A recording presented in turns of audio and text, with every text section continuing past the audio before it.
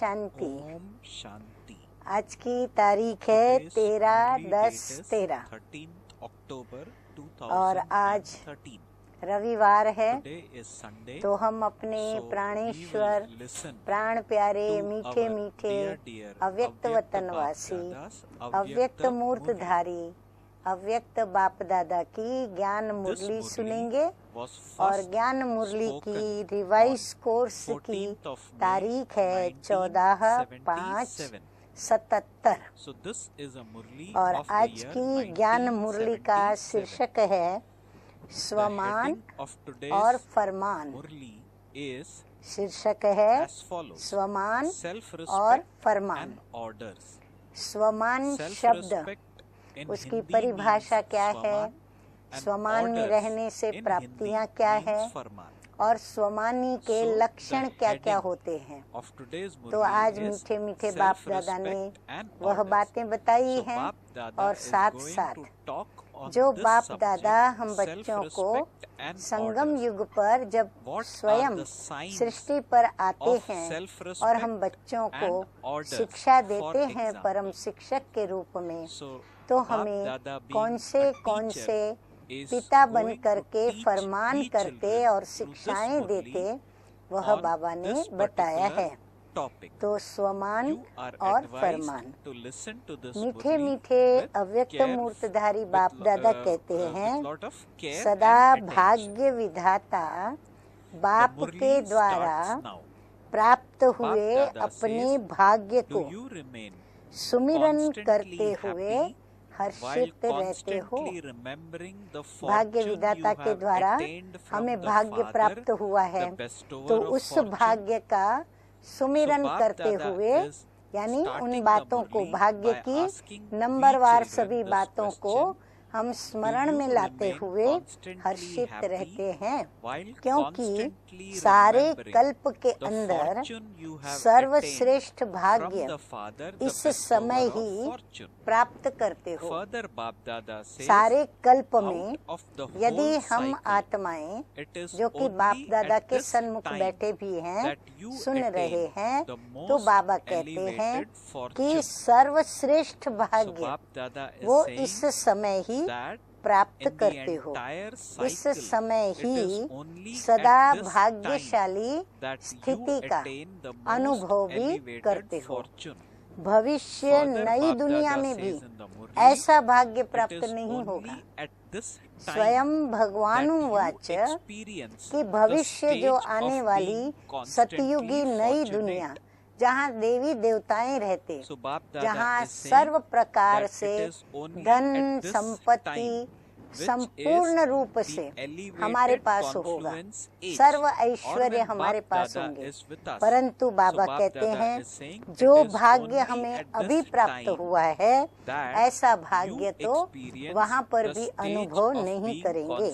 तो जितना बाप बच्चों को श्रेष्ठ भाग्यशाली समझते हैं, उतना ही हर एक स्वयं को समझते हुए चलते हो।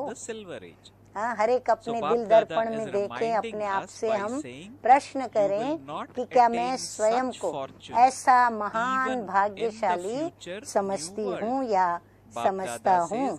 इसी को ही कहा जाता है स्वमान में स्थित होना, अर्थात मुझ स्व को क्या क्या प्राप्तियाँ हुई हैं, स्व को कितना मान स्वयं भगवान दे रहे हैं।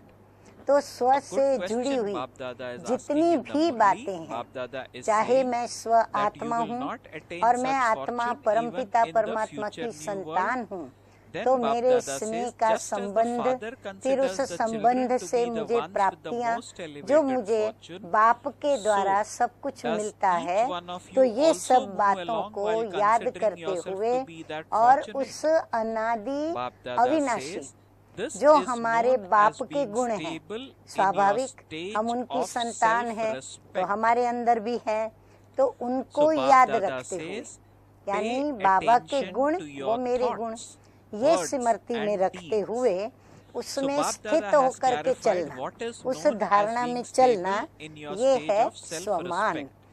तो मन, वचन और कर्म तीनों में ध्यान रखो। तो हम उस स्वमान को मन में भी याद रखें और मन में भी वही नशे में, उसी खुशी में रहें, वचन में भी याद रखें और कर्म में भी याद रखें। एक तो सदा स्वमान में रहना, दूसरा बाबा कहते हैं हर कदम बाप के फरमान पर चलना है। स्वमान और फरमान, इन दो बातों का ध्यान रखना है। साथ साथ सर्व के संपर्क में आने में सर्व को सम्मान भी देना है, क्योंकि हमें लेना है।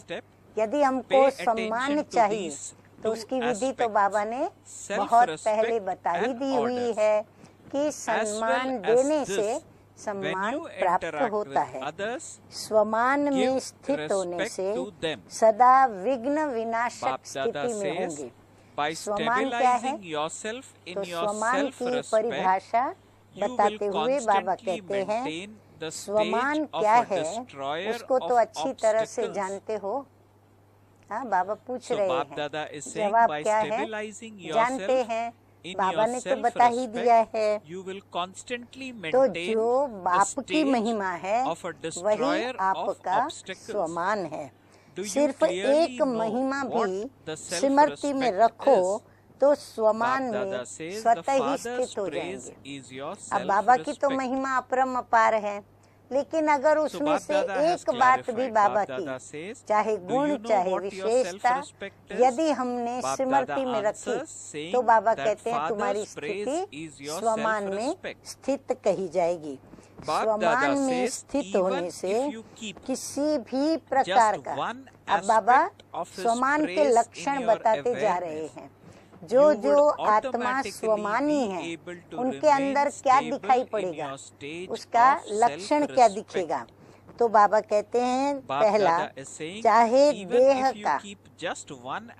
का, चाहे दूसरा बुद्धि का अभिमान, यानी देह का अभिमान, फिर बुद्धि का अभिमान, तीसरा नाम का अभिमान, चौथा सेवा का अभिमान, पांचवा है विशेष गुणों का अभिमान। ये सब स्वतः ही समाप्त हो जाते हैं। टोटल जो भी अभिमान, भले हम ब्राह्मण बन गए फिर भी कईयों को अपनी देह का, मैं सुंदर हूँ, फिर बाबा कहते बुद्धि का, मैंने बहुत ज्ञान धारण किया है, मैं बहुत ज्ञान को समझे हुए हूँ।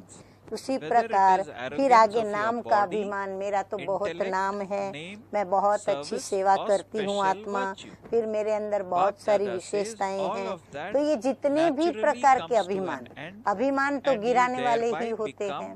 तो बाबा कहते हैं ये सब अभिमान उनके समाप्त हुए होते हैं, इसलिए वे सदा विघ्न विनाशक होते हैं। ऐसे स्वमान में स्थित होने वाले, अब बाबा उनकी प्राप्तियां सुनाते जा रहे हैं कि एक तो वो विघ्न विनाशक होंगे, दूसरा ऐसे स्वमान में स्थित होने वाला निर्माण रहता है।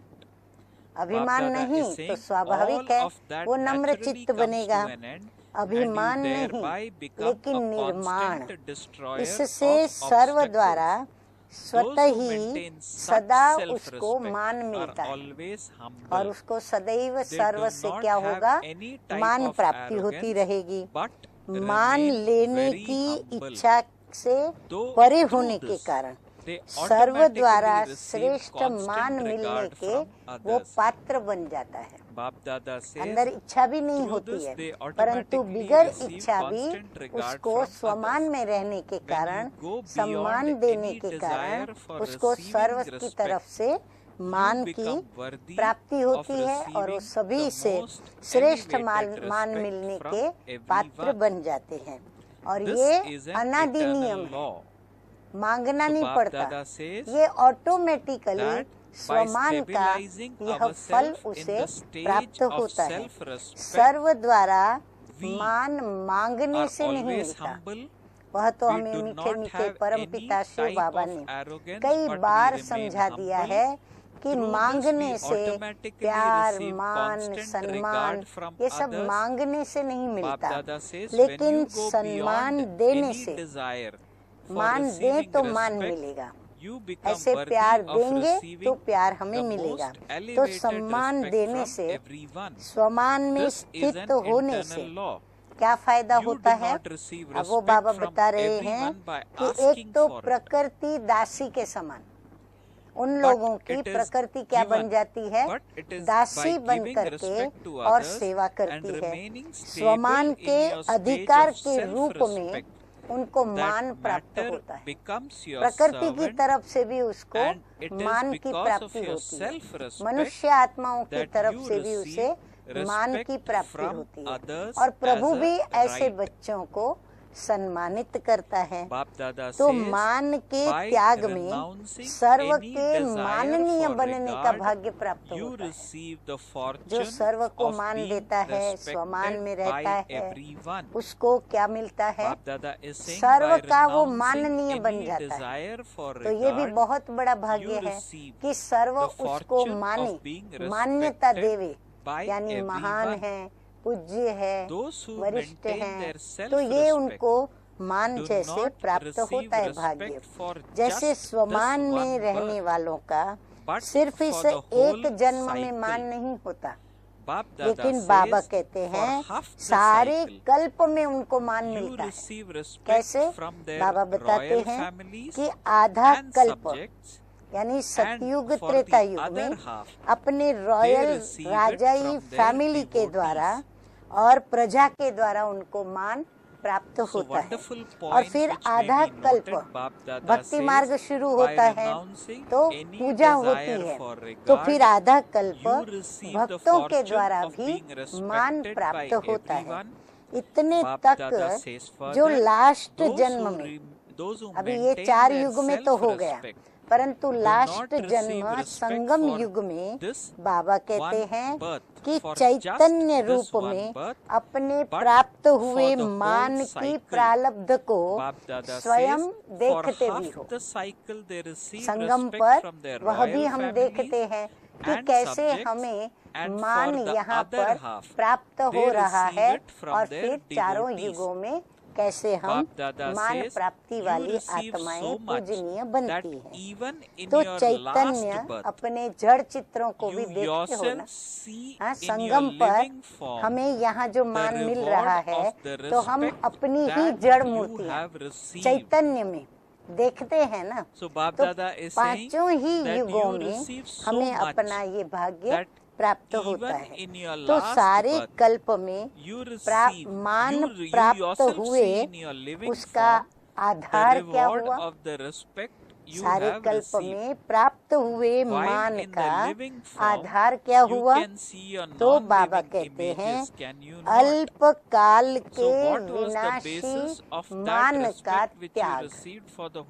जिसने अल्प काल के जो विनाशी मान सम्मान है उनका जिन्होंने त्याग किया, फिर स्वमान में जो स्थित होते हैं, स्वमान में स्थित होना, अपने अविनाशी मान का त्याग, फिर वो निर्माण बनकर चलते और सबको सम्मान देना है। तो ये मुख्य 4 विशेषताएं बाबा ने बताई। विनाशी मान का त्याग, स्वमान में स्थित होना, निर्माण होकर चलना और सर्व को सम्मान देना, ये आधार है।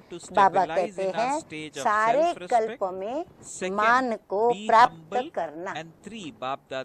तो ये देना ही क्या बन जाता है? बाबा कहते हैं लेना बन जाता है। हम देते नहीं, लेकिन ये हम प्राप्त करते हैं।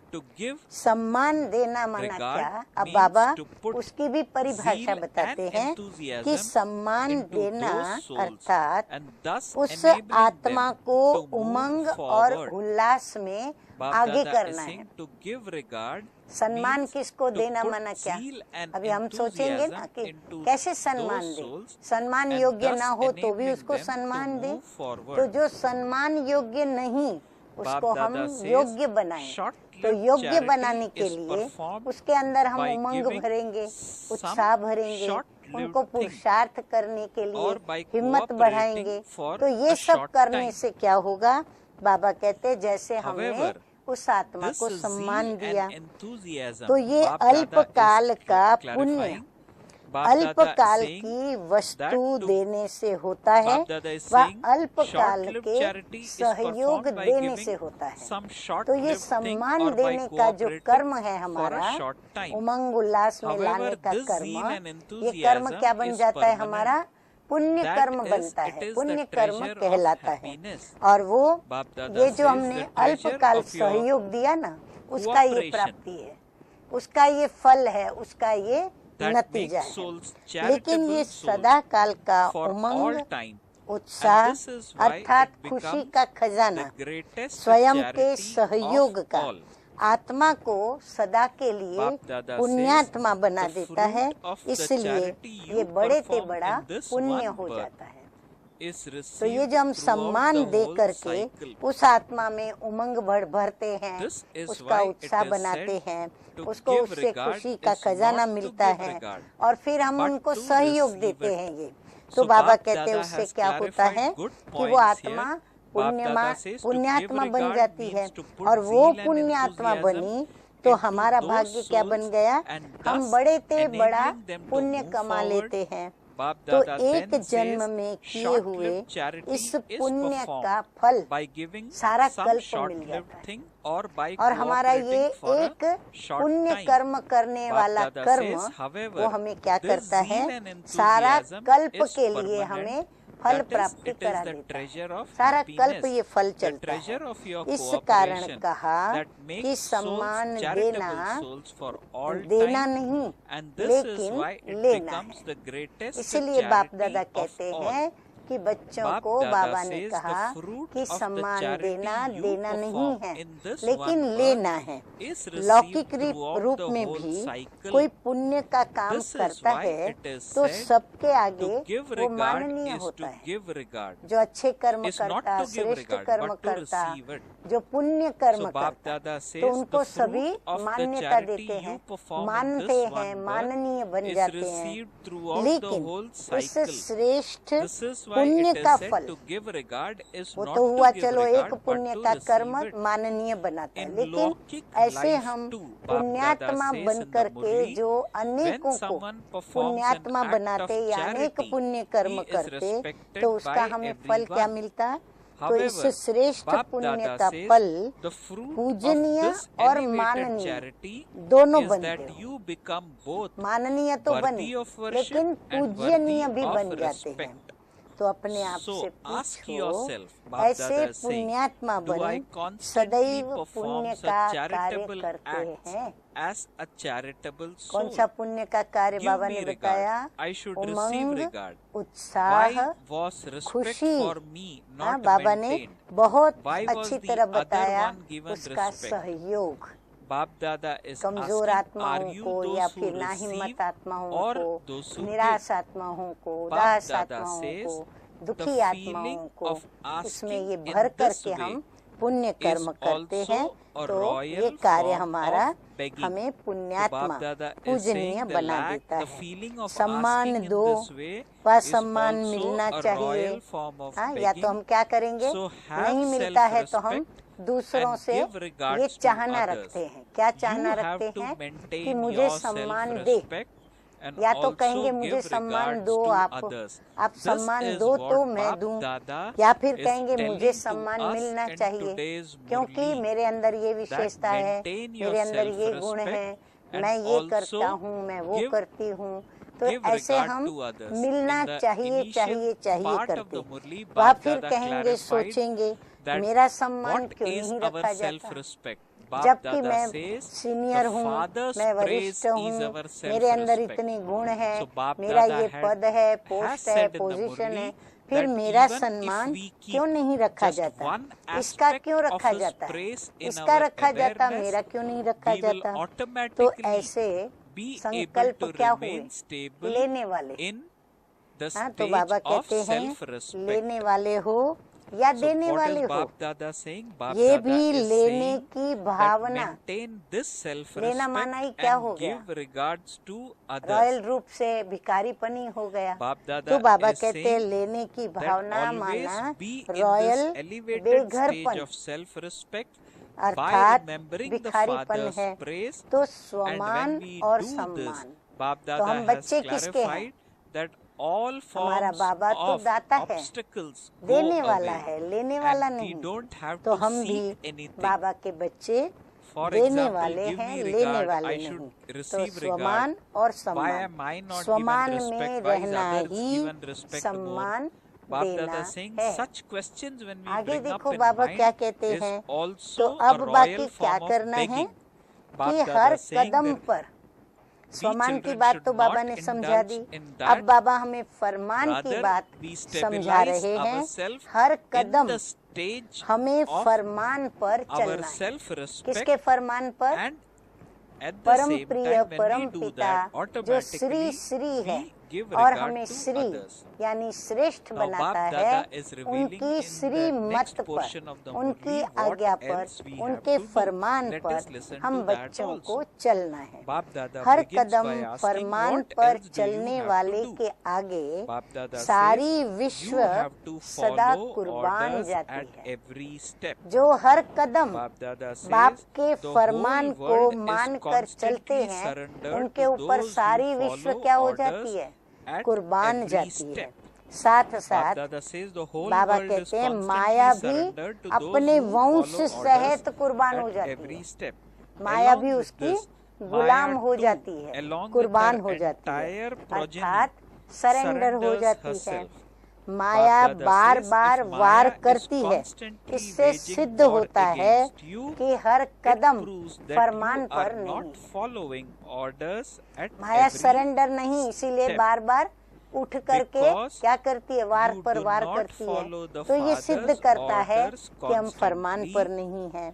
सदा फरमान पर न चलने के कारण माया भी झाटकू रूप में कुर्बान नहीं। हम झटकू रूप में फरमान पर नहीं चलते, बस जो बाबा कहे मुझे वही करना है, अपनी मनमत पर मुझे नहीं चलना है। जो ऐसा झटकू रूप से अपने को सदा बाबा के फरमान पर चलाता है, तो बाबा कहते हैं माया भी उनके ऊपर, अगर वो झटकू रूप में चलते तो माया भी झटकू रूप में कुर्बान होती, नहीं तो वो भी क्या करती? बार बार वार करती है और बार बार आप लोगों को चिल्लाने के निमित्त बन जाती है। और बार बार बच्चे क्या करते हैं? फिर माया के नाम से चिल्लाना शुरू करते हैं। बाबा माया आ गई, ये हुआ वो हुआ, चिल्लाना हुआ ना कि माया आ गई।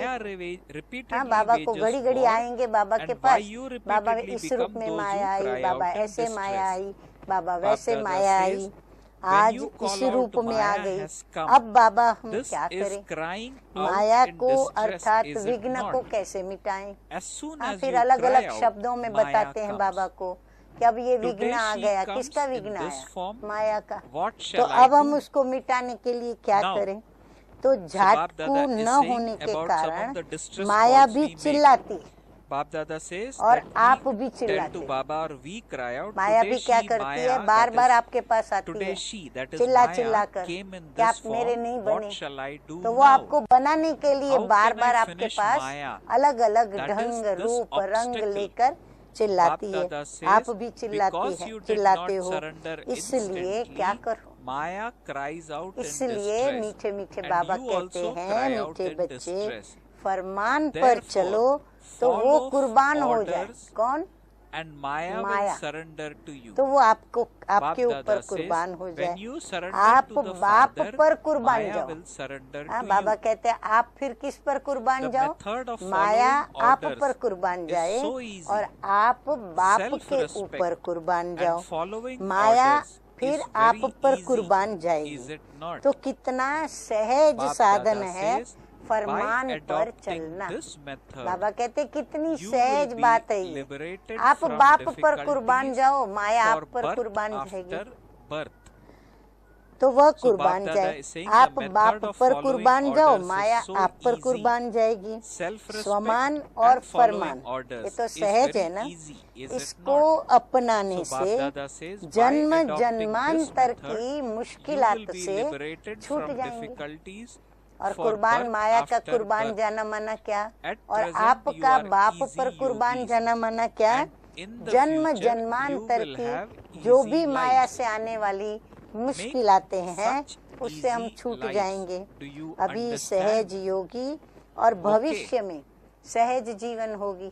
अभी हम सहज योगी बन के बाबा की याद में चलेंगे और फिर भविष्य में भी हमारी जीवन बड़ी सहज सर्व सुखों में चलेगी।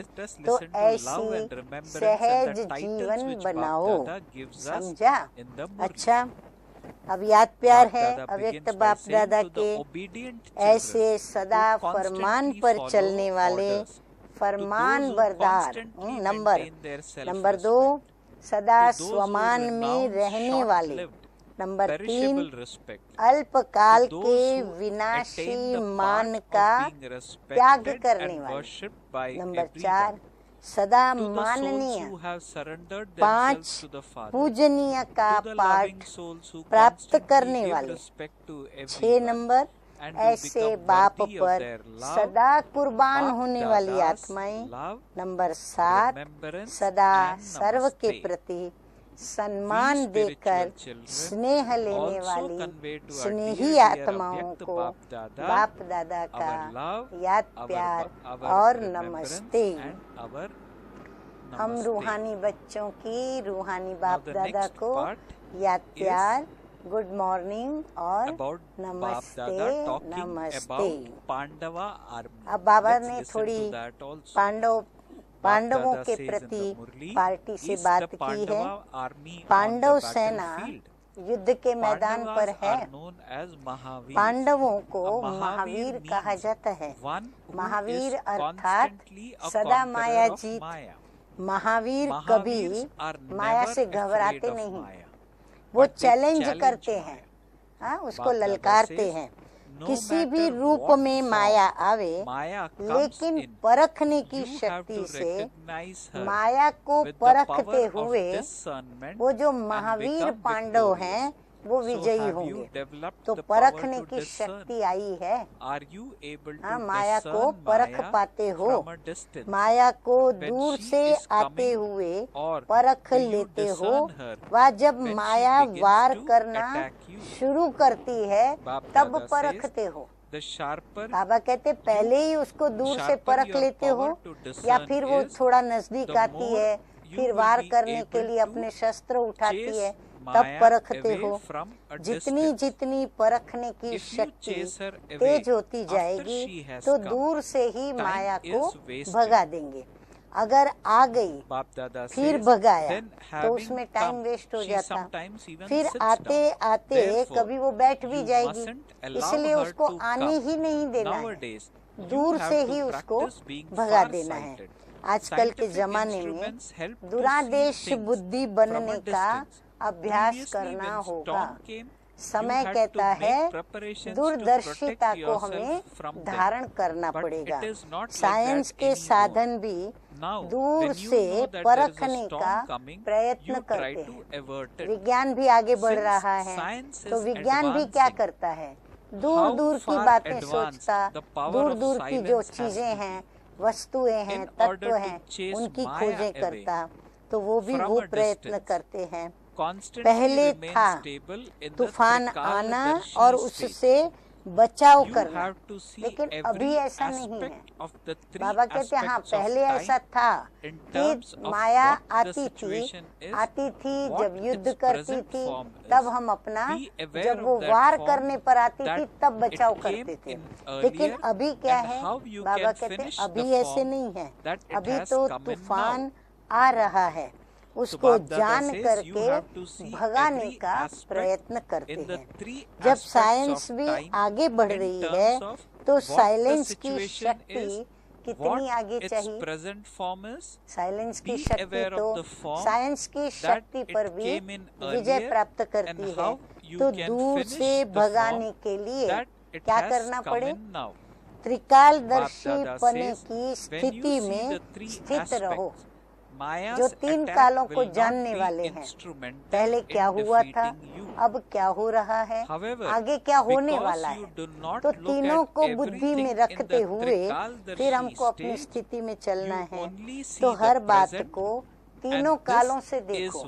एक तो क्या बात है, बात को पहचाने बराबर, फिर उसका वर्तमान रूप क्या है, फिर पहले भी वो इस रूप से आई थी तब कैसा था, क्या क्या लक्षण उसके देखे थे, और अब जो आई है तो उसको हम समाप्त कैसे करें, उसकी समाप्ति कैसे करें। तो तीनों को देखने से कभी भी माया का वार आपके ऊपर हार खिलाने के निमित्त नहीं बनेगा। लेकिन त्रिकालदर्शी हो, नहीं देखते हो, वर्तमान को देखते हो, इसलिए कभी हार होती है तो कभी जीत होती है, सदा विजयी नहीं होते हो।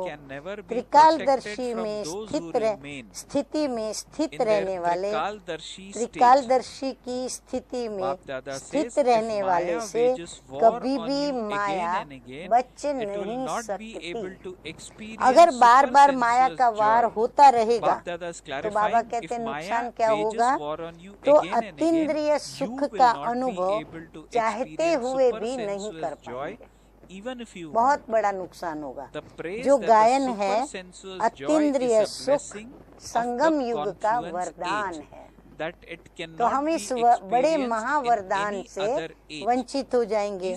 यह और किसी भी युग में नहीं होता। यह अतीन्द्रिय सुख जो है वो सिर्फ संगम पर ही प्राप्त होता। चारों युगों में हमें अतीन्द्रिय सुख नहीं अनुभव में आता। ये अब का अनुभव है। तो अगर अतीन्द्रिय सुख का अनुभव नहीं किया तो ब्राह्मण बनकर के किया क्या। बाबा कहते हैं ये तो बहुत संगम पर अमूल्य खजाना है, तो ये तो हमें अभी ही करना है। तो अगर अभी नहीं किया तो बाकी ब्राह्मण बन के किया क्या। तो ब्राह्मणपन की एक मुख्य विशेषता है अतीन्द्रिय सुख। वह नहीं किया तो कुछ भी नहीं। बाबा कहते हैं अगर अतीन्द्रिय सुख का अनुभव नहीं किया तो कुछ भी अनुभव नहीं किया।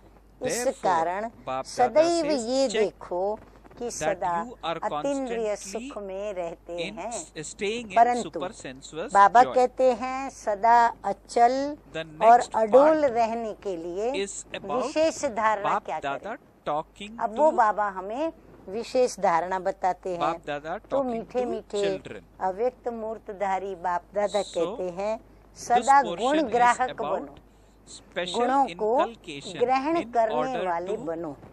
अब हर बात में गुणग्राही होंगे तो हलचल में नहीं आएंगे। जो भी हमारे सामने बात आवे, परीक्षा आवे, परिस्थिति आवे, विपरीत संजोग आवे, जो भी आवे, चाहे माया आवे, विघ्न आवे, बाबा कहते हर बात में क्या उठाओ, उसमें से भी गुणों को ग्रहण करो। अब आप सोचेंगे अवगुण में कैसे गुण ग्रहण करें। बाबा ने इतनी अच्छी बात बताई है, ध्यान से आप सुनेंगे तो ये एक युक्ति, एक कला के रूप में आज आप वरदान के रूप में अपने पास धारण कर पाएंगे और आपके पास आपके खजाने में जमा हो जाएगी। अब बाबा कहते हैं कि अब हर बात में गुणग्राही होंगे तो हलचल में नहीं आएंगे। गुण उठाने वाला अगर कोई हलचल में लाता भी है तो उस हलचल में भी हम क्या करेंगे, उसमें भी हम अपना गुण उठाएंगे और अपनी स्थिति चलायमान नहीं करेंगे। गुणग्राही अर्थात कल्याणकारी भावना। बाबा कहते गुण उठाना माना जो भी बात आवे, जो भी व्यक्ति हो, हम उनके लिए क्या सोचें, कल्याणकारी बात ही सोचें, उसमें मेरा कल्याण है। तो ये कल्याण सोचना माना कल्याणकारी भावना रखना। अवगुण देखने से, हाँ ध्यान से सुने सभी, अवगुण देखने से अकल्याण की भावना और हलचल में रहेंगे। नेचुरली ये तो ऐसा है, ये ऐसी है, ये ऐसा करता, ये वैसा करता, इसको ऐसा नहीं करना चाहिए था, इसको वैसा नहीं करना चाहिए था। बाबा ये कहता है, ये क्या करते हैं, मतलब कितने व्यर्थ संकल्प जो नहीं करने चाहिए, वो व्यर्थ संकल्प भी आते और अवस्था को भी हलचल में ले जाते। तो बाबा कहते हैं अवगुण में भी गुण देखना, इसको कहते हैं गुणग्राही। गुणग्राही माना जिसमें गुण है वो तो स्पष्ट है, दिखाई पड़ते हैं और सहज हम उठाएंगे, लेकिन अवगुण दिखते हैं और उस अवगुण को भी गुण के रूप में परिवर्तन करके उठाना, इसको कहते हैं गुणग्राही। तो गुणग्राही की परिभाषा बड़ी हुई है कि अवगुण में भी गुण को देखना। तो अवगुण में भी गुण देखना, इसको कहते हैं गुणग्राही। अवगुण देखते भी अपने को गुण उठाना चाहिए, अवगुण वाले से भी गुण उठाओ। जैसे ये अब देखो बाबा एक ही वाक्य के अंदर इतनी अच्छी बात बता दी है, निवारण कहो, शस्त्र कहो, युक्ति कहो, कला कहो, जो भी समझो। बाबा कहते क्या सोचो, अवगुण वाले से ये गुण उठाओ कि जैसे ये अवगुण में दृढ़ है, हाँ पक्का है, वैसे हम अपने गुण में दृढ़ रहे, वो अपने अवगुण में दृढ़ रहे, हम अपने गुण में दृढ़ रहे। गुण के ग्राहक बनो, अवगुण के नहीं। अवगुण ग्राही न बने, लेकिन गुण ग्राही बने। हाँ, वो एक कहानी, एक दृष्टांत भी देते ना, एक ब्राह्मण रोज रोज समुद्र नदी किनारे स्नान पर जाता था। तो एक दिन वो एक बिच्छू ने, उस बिच्छू को उसने देखा नदी के अंदर, तो उसको दया आई कि मैं इसको बचा लूं। ब्राह्मण का स्वभाव बचाने का और बिच्छू का स्वभाव डंक मारने का। उसने उसको बचाया, पत्ते पर उठा लिया, उसने ब्राह्मण को डंक लगा दिया। अब वो पत्ते से फिर वापस गिर गया, डंक लगा तो पत्ता छूट गया ब्राह्मण के हाथ से, उसने फिर बचाया। ऐसे उसको 4-5 बार बचाया। तब तीसरी व्यक्ति ने देखा तो बोला, अरे वो बार बार तुमको डंक मारता है, तुम बार बार इसको क्यों बचाते हो? तो बोला इतना शुद्र जंतु होने के पश्चात वह अपना गुण त्यागता नहीं। तो हम तो मनुष्य आत्मा बुद्धिजीवी प्राणी है, तो मैं भी अपना बचाने का गुण क्यों छोड़ूं? तो यही बात बाबा आज हम बच्चों को सिखा रहे हैं। तो आत्मा को शक्तिशाली बनाने वाला भोजन क्या हुआ? खुशी। अगर अवस्था अचल है, अडोल है, तो हम कैसे रहेंगे? खुशी में रहेंगे। अच्छा, अब आज बाबा का वरदान क्या है? वरदान है आज का, हर कर्म का बोझ, जो भी कर्म हम करते हैं ना, उसका बोझ बाप पर छोड़ स्वयं ट्रस्टी बनकर रहने वाले डबल लाइट फरिश्ता भव। बाबा कहते कोई बात का चिंता मत करो, जो भी कर्म की चिंता होती है ना, क्या होगा, फल क्या प्राप्त होगा, बाबा कहते बाप पर छोड़ दो। तो हिम्मत रखने वाले बच्चों को बाप दादा सदैव ही मदद करते हैं। बच्चे श्रेष्ठ संकल्प करते और बाप हाजिर हो जाते। अनुभव भी किया होगा आप सभी ने कि आपके श्रेष्ठ शुद्ध संकल्प और बाप की मदद हाजिर। सिर्फ बाप के ऊपर सारा कार्य छोड़ दो। जिम्मेवारी से घबराते हैं, जिम्मेवारी से बोझ महसूस होता है, तो बाबा कहते हैं मुझे दे दो। तो सिर्फ बाप के ऊपर सारा कार्य छोड़ दो, फिर बाप जाने, बाप का कार्य जाने। खुद अपने ऊपर जवाबदारियों का बोझ नहीं उठाओ। जवाबदारी कई कहते हैं ना, हम जवाबदारी नहीं संभाल सकते, हमें आप अंदर चलाइए, हमको आप काम बताइए हम कर देंगे, लेकिन जिम्मेवारी नहीं लेंगे। तो जिम्मेवारी से डरते हैं, घबराते हैं, क्योंकि उसकी जो भी रिजल्ट होगी वो जिम्मेवारी के सिर पर आएगी। तो बाबा कहते हैं बल उसका बोझ मत उठाओ, आप जवाबदारी बाबा को दे दो और आप कर्म करो। ट्रस्टी बनकर रहो तो सदा हल्के डबल लाइट फरिश्ता बनकर उड़ते रहेंगे। दिल साफ है So this is तो the way मुराद to हासिल fulfill हो all जाती our है। अब responsibility इसमें भी दिल बड़ी and साफ रखनी चाहिए। also ऐसे नहीं जवाबदारी remain light. बाबा को दी और जब रिजल्ट Double मिले light at तो that. हम कहे देखा मैंने This किया, is how फिर Bap अपने Dada गुण गाने wants लग us जावे, to बाबा live भूल our जावे, life. हाँ बाबा की So महिमा Bap Dada भूल says जावे, when heart बाबा is की clean, मदद भूल our जावे, desires नहीं। are all तो fulfilled. दिल साफ तो मुराद Let us हासिल listen to होती the है।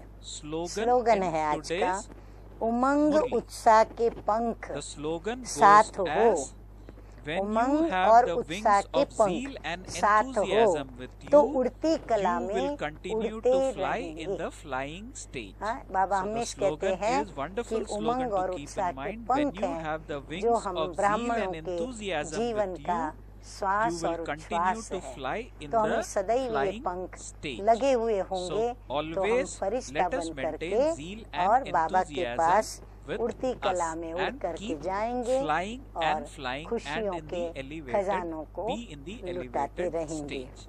अच्छा, Okay. ओम Shanti. शांति।